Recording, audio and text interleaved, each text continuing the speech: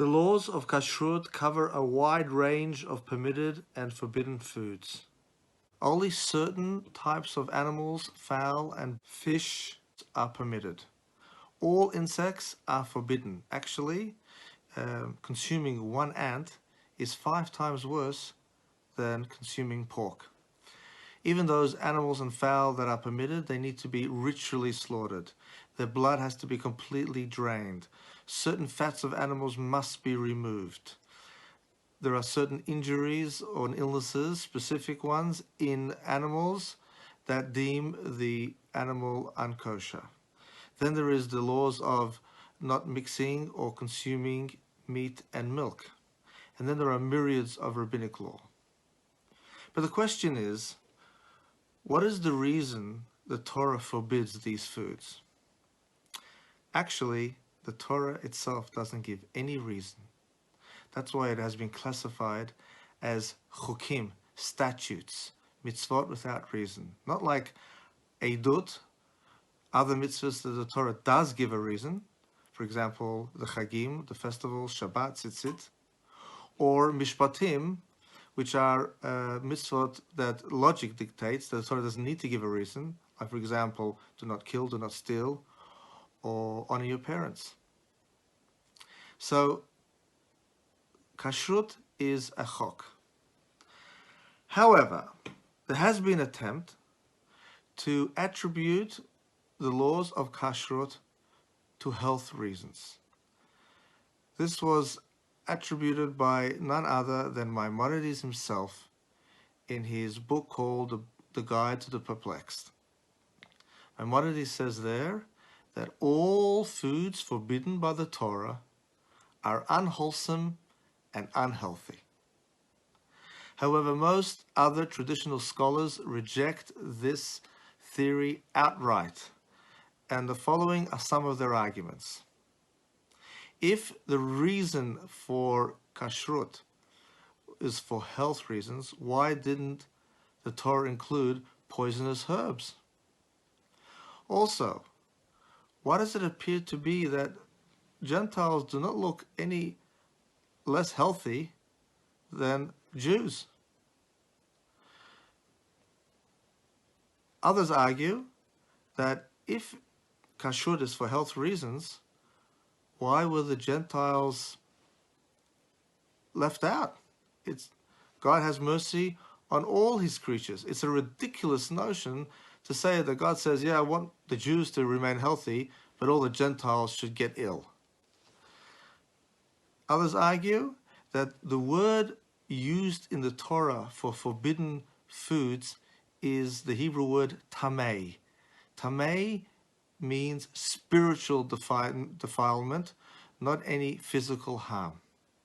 Perhaps Maimonides wrote this theory to explain the laws of Torah to those who were steeped in Aristotelian philosophy, as is much of the case of many of his theories in this book, hence the name, The Guide to the Perplexed.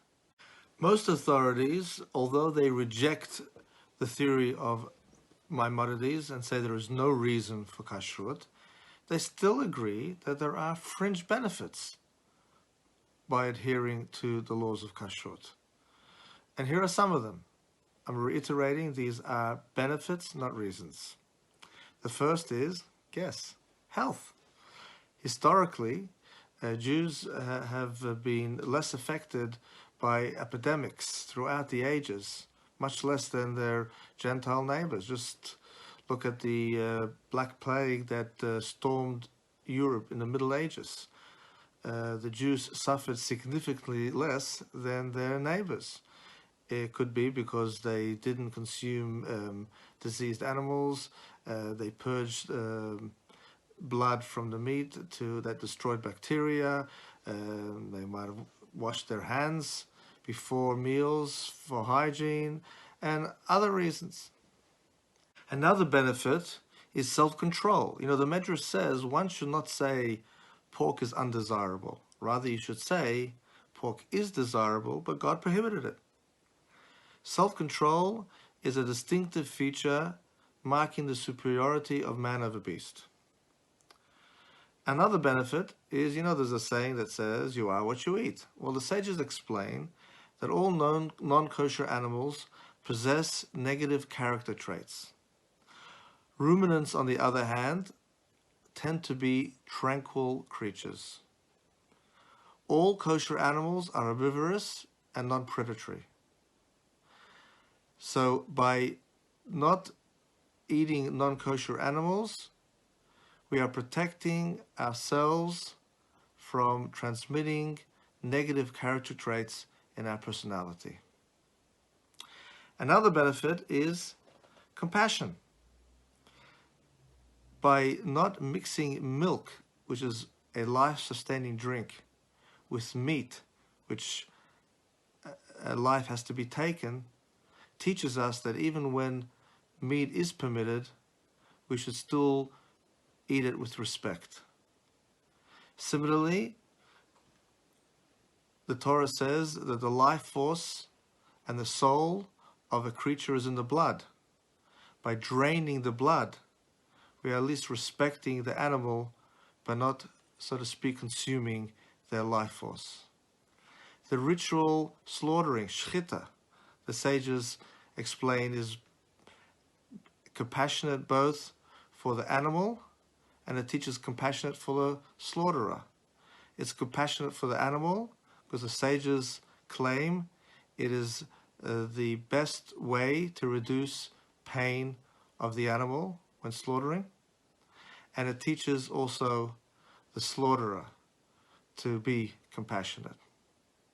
And finally, some have said that there is a benefit that it prevents assimilation, and it also strengthens Jewish identity.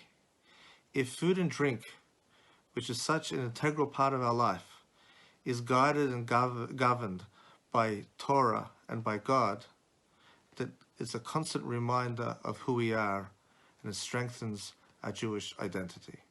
Thank you.